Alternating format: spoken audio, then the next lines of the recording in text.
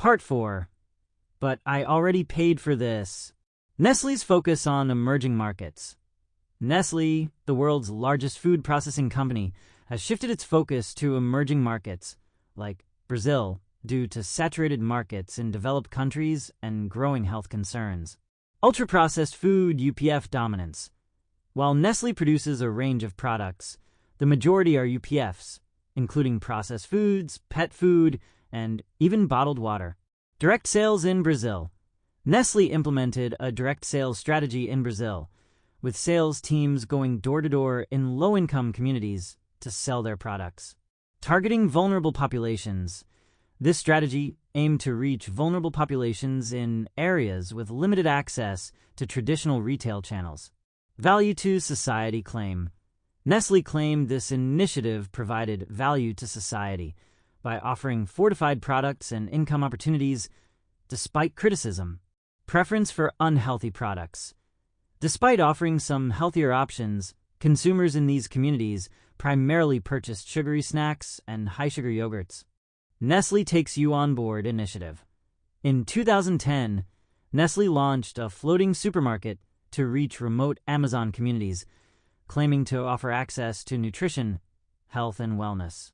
Contradictions in marketing. Nestlé's claims of promoting health and nutrition are contradicted by their focus on selling UPFs, particularly sugary items, to vulnerable populations. Exploitation of developing markets. The author suggests Nestlé is exploiting developing markets, like Brazil, to maintain its growth, raising ethical concerns about their marketing practices. Belem's location and history. Belém, the second largest city in northern Brazil, is situated near the Amazon Delta. Its location was intended to be on the main Amazon channel, but local legend suggests it was built on a minor river, the Para, due to the vastness of the Amazon. Vero-Peso Market. Belém houses Vero-Peso, a large open-air market showcasing traditional Brazilian food products from the Amazon, contrasting with the processed foods Nestlé promotes. Encountering the Terra Grande. The author found Nestlé's floating supermarket, the Terra Grande, in a boatyard. Their attempt to board was met with alarms and guard dogs, raising questions about security and secrecy. Soybean industry and UPF.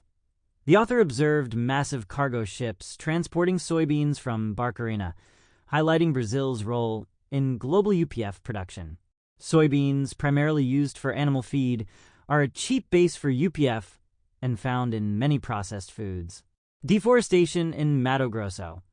The author links soybean production to deforestation in Mato Grosso, emphasizing the environmental impact of UPF. Impact of the Nestlé boat in Moana.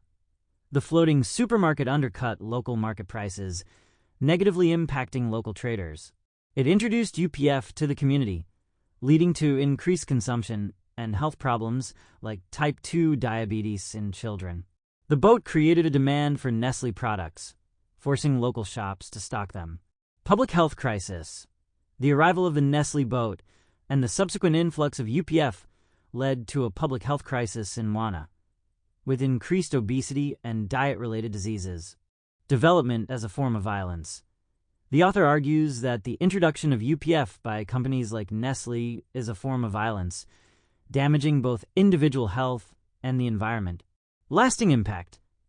The Nestlé boat's arrival marked a turning point in Moana's food culture, with lasting negative consequences for the community's health and well-being. UPF displacing or absorbing traditional diets. The author observes that UPF companies either replace traditional diets or incorporate and modify them with processed ingredients, as exemplified by KFC hot wings. KFC hot wings and nostalgia. The author recounts his childhood fondness for KFC hot wings, a forbidden treat that held a special allure. However, his perception of the same product changes after years of avoiding it. Unpleasant sensory experience. As an adult, the author finds the taste of hot wings unpleasant, highlighting the altered sensory experience associated with UPF. Artificial ingredients. The author examines the unfamiliar and artificial ingredients in hot wings, such as dimethylpolysiloxane, raising concerns about their long-term health effects. Cultural appropriation and KFC branding. The author criticizes KFC's branding, particularly the use of the Colonel imagery, for appropriating and erasing the contributions of black cooks to Southern cuisine. Exploitation of black communities. The author discusses how fast food companies target minority groups with their marketing, creating a link between unhealthy UPF and racial identity. This targeted marketing is viewed as predatory, exploiting marginalized communities. Cultural theft. The author points out how traditional soul food, created by black cooks, has been appropriated and commercialized by corporations like KFC, who profit from this cultural heritage without acknowledging its origins. UPF versus homemade fried chicken.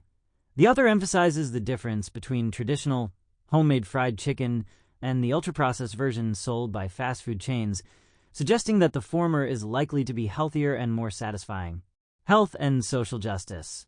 The author connects the consumption of UPF with broader issues of social justice and health disparities, particularly within black communities.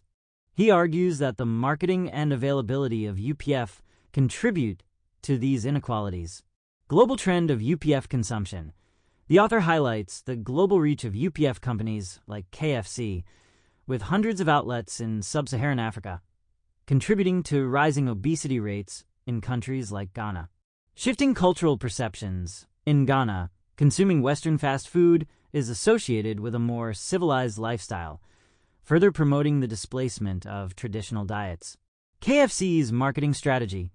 KFC aims to become a daily brand in Ghana, downplaying the health risks of frequent fried chicken consumption and even claiming it's safer than other food options in the country. Global rise in obesity. The author cites statistics showing a dramatic increase in obesity worldwide, particularly in developing countries like China and Mali, linked to the spread of Western fast food and UPF. Health impacts and strained healthcare systems. The rise in UPF consumption leads to increased risks of diabetes, heart disease, and death, putting a strain on healthcare infrastructure in low-income and middle-income countries. Exploitation of developing countries.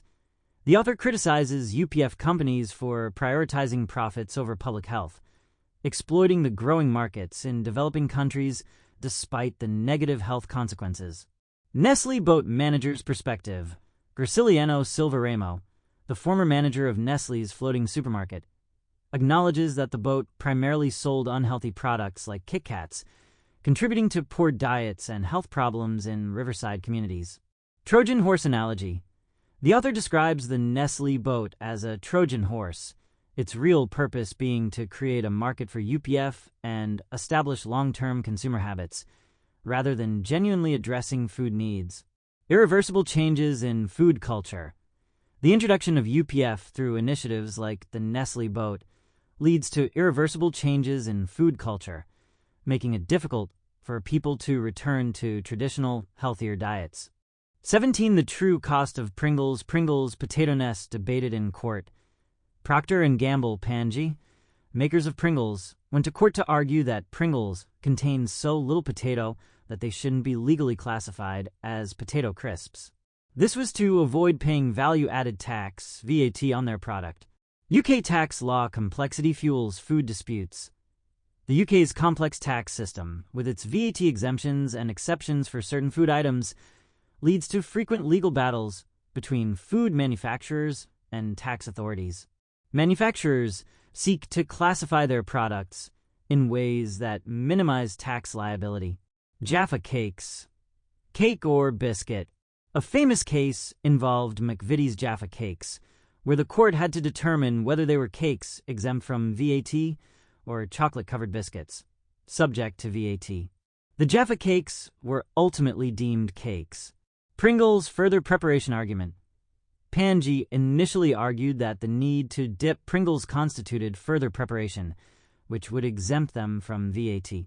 This argument stemmed from a loophole designed to avoid taxing raw sliced potatoes. Pringles compared to cakes. P&G's lawyer argued that Pringles' low potato content and manufacturing process made them more akin to cakes, which are considered essential food and VAT exempt. Essence of potato debate.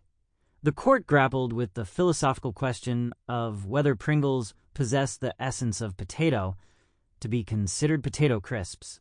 Childlike logic prevails. The judge ultimately dismissed Panji's arguments, suggesting that even a child would recognize Pringles as being made from potatoes. Pringles lose, VAT remains. Panji lost the case, and Pringles remained subject to VAT. Dipping doesn't count. A separate case involving McCoy's Crisps established that dipping a crisp into a sauce does not constitute further preparation. Suspicions of legal strategy. Some speculate that Panji's launch of Pringles Dippers was a strategic move to create a legal precedent for their VAT arguments. Snack subsidies and consumer costs. Many snack food manufacturers successfully avoid VAT through legal loopholes, effectively creating a subsidy where consumers may end up paying more for these products. Kellogg's cereal battle. Kellogg's recently sued the UK government over legislation affecting the promotion of sugary cereals. They argued that cereal should be assessed with milk, which would lower its sugar content. They lost the case, but it highlights the ongoing legal battles in the food industry. Ultra-processed food UPF tax avoidance. The author argues that legal efforts to minimize taxes for UPF corporations are part of the ultra-processing system, contributing to the profitability of these products. Externalities of UPF. The author highlights 3 major externalized costs associated with UPF: environmental destruction, antibiotic resistance, and plastic pollution. UPF and climate change. The author emphasizes that the current food system, driven by UPF demand, is rapidly depleting ecological resources. UPF production contributes significantly to greenhouse gas emissions, potentially exceeding the 1.5 degrees Celsius warming limit, even if fossil fuel emissions were eliminated. Focus on food system, not just individual products. The author argues that the problem is not just the carbon footprint of individual products, but the overall structure of the food system that prioritizes quantity over sustainability and diversity. UPF and industrial agriculture. The author links UPF production to industrial agriculture practices, including factory farming, which rely on a limited number of crops and contribute to environmental damage. Palm oil and deforestation. The author highlights the environmental impact of palm oil production, particularly deforestation in Indonesia. They argue that even sustainable palm oil is problematic and that UPF consumption drives demand for this oil. Misleading industry arguments.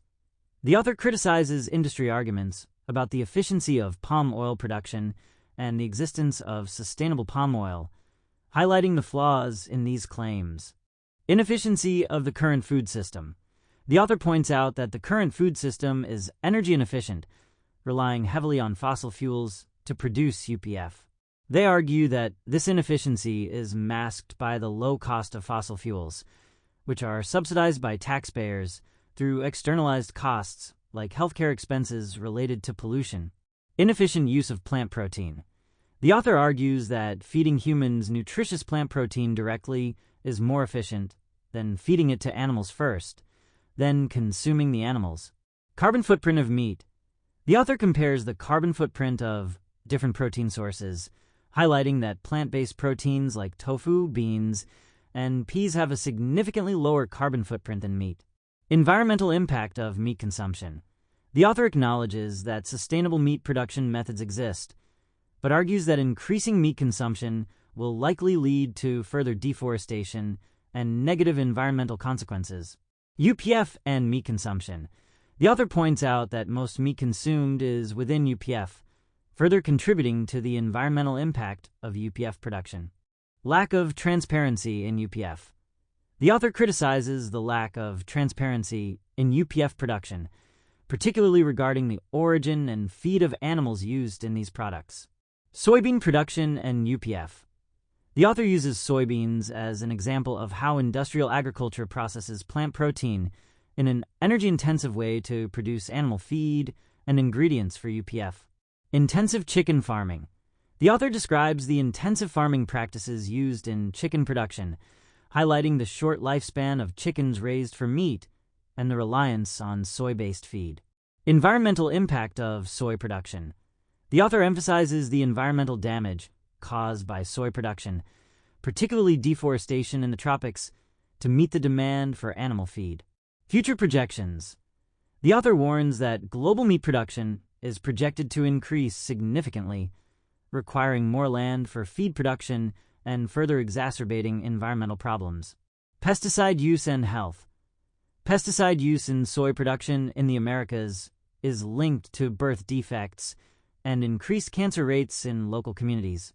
Argentina has seen a dramatic increase in soy production and herbicide use, coinciding with higher rates of miscarriages, birth defects, and cancer.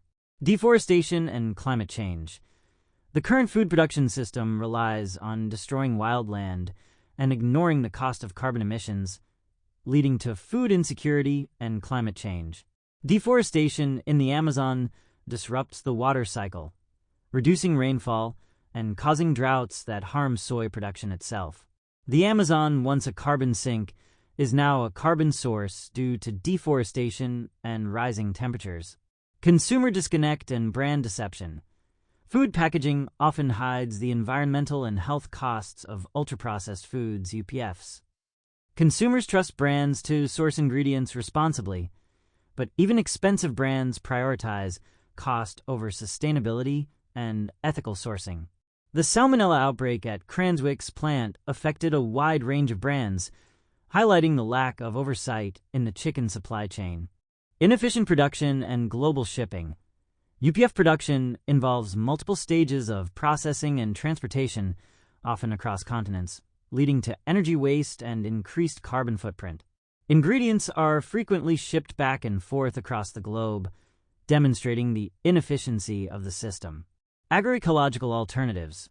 A shift towards agroecological farming and consumption of whole foods could promote biodiversity, reduce environmental impact, and improve food security. This system would require less meat consumption, but could produce enough healthy food for a growing population. Agroecological farming would reduce the reliance on fossil fuel-based agrochemicals, potentially lowering the cost of whole foods. Antibiotic resistance. The overuse of antibiotics in industrial farming contributes to antibiotic resistance, posing a significant threat to human health. Resistant bacteria from animal waste can enter the environment and human food chain, making infections harder to treat. While some UK supermarkets have policies to limit antibiotic use, these often don't apply to imported meat or processed foods. Plastic pollution. Major food and beverage companies like Coca-Cola, PepsiCo, and Nestle are among the top plastic polluters globally. These companies continue to use single-use plastic packaging, even in countries with poor waste management systems. Despite their claims of sustainability, these companies produce massive amounts of plastic waste that ends up in landfills or polluting the environment. Corporate greenwashing. Many food companies engage in greenwashing by presenting themselves as environmentally conscious while continuing unsustainable practices. Their websites and marketing materials often emphasize sustainability initiatives, but their actions don't always match their words. Part 5. What the hell am I supposed to do then? 18 UPF is designed to be overconsumed, easy to eat quickly. The soft texture of UPF leads to faster consumption, more calories ingested per minute, and delayed satiety signals. Calorie-dense, high in fat and sugar, low in fiber, leading to a higher calorie intake per bite. Displaces nutritious foods, replaces whole foods in diets, especially for low-income groups, contributing to micronutrient deficiencies. Confusing taste signals. Mismatch between taste and actual nutritional value disrupts metabolism and appetite regulation. Addictive properties. Can trigger binging behaviors in some individuals. Convenience and marketing. Encourages constant and mindless eating, leading to increased snacking and consumption. UPF and health risks. Gut microbiome disruption. Emulsifiers, preservatives, and additives harm the gut microbiome, potentially leading to inflammation. Satiety system interference. Additives and processing directly affect the body's fullness cues. Potential hormonal and reproductive effects. Additives may impact brain and endocrine function, while packaging plastics may affect fertility. Environmental damage. UPF production contributes to environmental destruction, carbon emissions, and plastic pollution. Reformulation is not a solution. Industry tactic, reformulation, e.g. adding probiotics, artificial sweeteners, is used to address specific issues without changing the core problem of overconsumption. Ineffective. Decades of reformulation haven't stopped the rise of diet-related diseases. Profit-driven. Companies are incentivized to add more ingredients, even those that counteract the negative effects of others, to increase product appeal and sales. The food value chain. Focus on profit.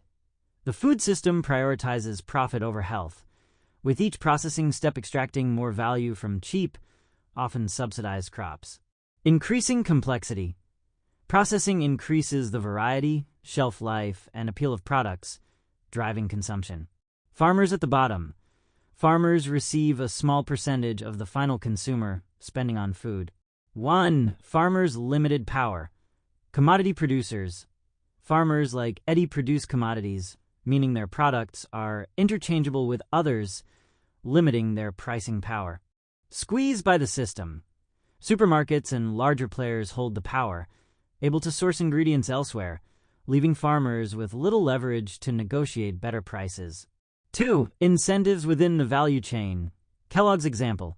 Eddie's experience selling Nutri-Grain bars illustrates how everyone in the value chain, from sales reps to supermarkets, is incentivized to sell as much as possible, regardless of health concerns. Competition fuels the arms race. Companies constantly compete to create novel products and secure shelf space, leading to an arms race of product development and marketing. Unilever's ice cream innovation. Paul's experience at Unilever highlights the focus on sensory experience, cost reduction, and constant innovation to stay competitive in the ice cream market. 3. The role of value-added ingredients. Beyond emulsifiers, ultra-processing involves more than just adding emulsifiers. It encompasses a whole system of adding value through ingredients, processing, and even financial services. Meeting consumer demands. Robert Plowman, a banker, emphasizes that the industry responds to consumer demands for taste, convenience, value, and sometimes health, while also aiming for ethical and sustainable sourcing. 4. Layers of the food industry. Primary processors. Huge, often unknown companies like ADM, Bunge, Cargill control most of the global trade in grain and other raw materials, transforming them into base ingredients for UPF. Ingredient companies. These companies create the additives that enhance texture, flavor, and shelf life, enabling various on-pack claims. UPF manufacturers. Multinationals, mid-size companies, and startups buy from primary processors and ingredient companies to create the final UPF products sold to retailers. 5. Profit as the ultimate driver. Financial markets and growth. Plowman bluntly states that while companies try to do the right thing, their primary goal is to make money, driven by investor expectations for growth, margins, and dividends. 1.